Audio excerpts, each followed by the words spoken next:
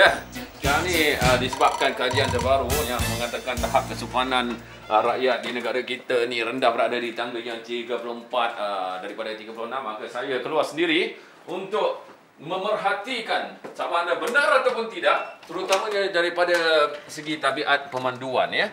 Katanya ialah pemandu-pemandu kat Malaysia ni dia macam tukar lorong sesuka hati tanpa memberikan isyarat. Kemudian suka orang kata apa, mengambil parking orang lain walaupun ada orang lain yang tengah menunggu. Lagi apa lagi? Sama-sama kita tunggu. Jom.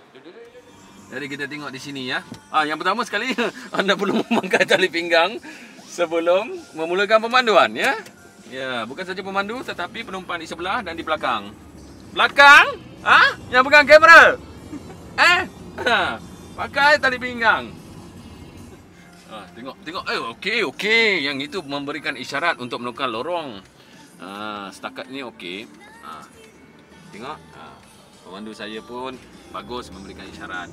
Ni di sekitar Seri Pentas ya. Sedang melalui kawasan yang mungkin anda familiar ya. Ada wan utama dekat sana. Kita tengok dekat sini. Tengok. Ini pun macam yang kereta kat depan ni, dia tukar lorong tadi tapi dia tak bagi signal, nampak? Itu salah satu contohnya. Tetapi tak begitu ketara sangat. Kita cari yang ketara selepas ini. Kalau tak ada yang ketara, kita suruh pemandu saya buat. Okey. Setuju? Bagus. Oi. Itu adalah horn secara tiba-tiba tanpa tujuan. Jangan melakukan sebarangan ya, kerana akan membuatkan kereta di depan ya tiba-tiba tertanya apa aku buat ni. Tengok dia bergerak ke depan sikit. Tengok dia buat salah apa. Rupanya dia tak salah. Yang salahnya ini. Astaghfirullahaladzim, contoh yang tak baik. Aku ikut siapa sebenarnya ni? Motosikal bila kita jalan terus, dia nak masuk ke kiri, dia main celok aja dari kanan terus celok nak masuk ke sana. Itu adalah salah satu contoh yang saya rasa memang sangat biasalah.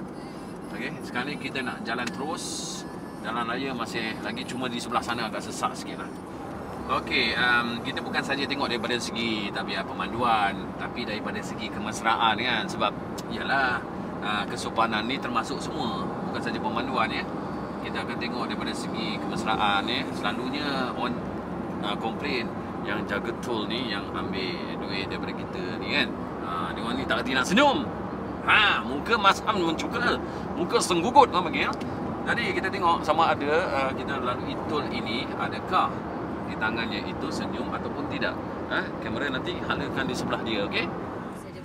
Di lorong tunai. Sebuah lebuh raya misteri. Cik macam tak tahu. Pernah kalau kita nak naik lift, kita dah nampak ada orang kat belakang. Tapi kita masuk cepat-cepat tekan. Okey. Saya tak akan menunjukkan muka. Zura, ajak Zura macam mana? Cepat. Zura. Assalamualaikum. Sopanan dan kesihatan. Terima kasih. Pusingan U.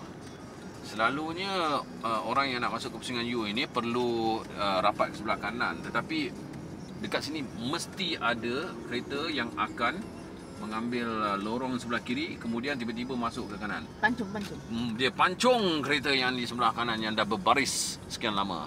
Ada orang horn secara tiba-tiba, tak tahu kenapa. Siapa yang horn? Motor ke kereta? Kereta! Kau horn kenapa? So kena tanya tu. Kalau kita nak tahu. Awet tak apa. Yang perempuan ini bagi signal, okey, tak ada masalah. Sepatutnya semua kalau nak masuk sini kena bagi signal lah. Okey? Tengok, okey, tak ada masalah. Bagi signal, kalau dia bagi signal, kita pun rasa macam okey lah untuk bagi laluan, betul tak? Betul. Tapi yang ini, kita tengok. Yang bawa Lawan juga. Nazar. Tengok. Dia tanpa segan silu, dia nak masuk. Tak nak bagi signal, dia rasa macam okey lah, aku boleh masuknya, tak ada hal punya. So, ini contohnya macam mana. So, pagi ni kita dapat tengok lah dalam lebih kurang 5-6 kereta lah dia buat macam ni.